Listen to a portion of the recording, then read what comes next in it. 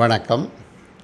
2027 2028 ஆகிய வருடங்களில் தரம் 5 புலமைப் பரிசில் பரீட்சை செய்ய உள்ள மாணவ செல்வங்களுக்காக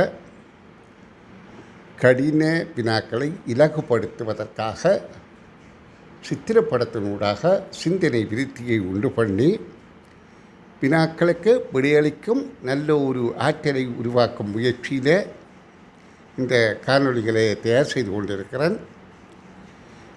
இதை பிள்ளைகள் புரிந்து கொள்வதற்கு பெற்றோர், பெரியோர், ஆசிரியர்கள் பேருதவியாக இருத்தல் வேண்டும் என வேண்டிக் கொண்டு வினாவுக்கள் வருகின்றேன். ஒரு வகுப்பறையில் 25 மாணவர்கள் உள்ளனர்.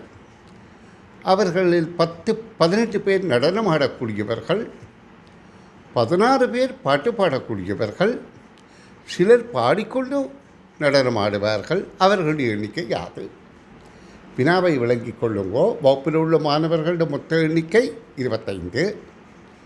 அதில் 18 பேர் நடனமாடுவார்கள், அதில் 16 பேர் பாட்டு பாடுவார்கள், சிலர் பாடிக்கொண்டு நடனமாடுவார்கள். அதனால்தான் இங்கே 18ம் 16 என்ற 34 25க்கு அடங்குது. ஏனென்றால் சிலர் 2 செயற்பாடும் செய்யக்கூடியவர்கள். அப்போ அதற்குரிய விளக்கம் தந்ததும் மொத்தமானவர்கள் 25 பேர், நடனமாடக்கூடியவர்கள் 18 பேர், பாட்டு பாடக்கூடியவர்கள் 16 பேர். அப்போ 18ஐயும் 16ஐயும் கூட்டினா 34.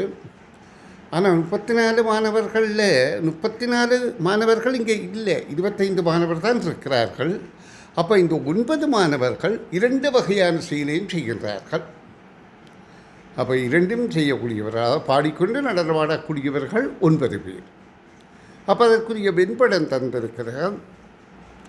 நடனமாடக்கூடியவர்கள் 18 பேர், பாட்டு பாடக்கூடியவர்கள் 16 பேர்.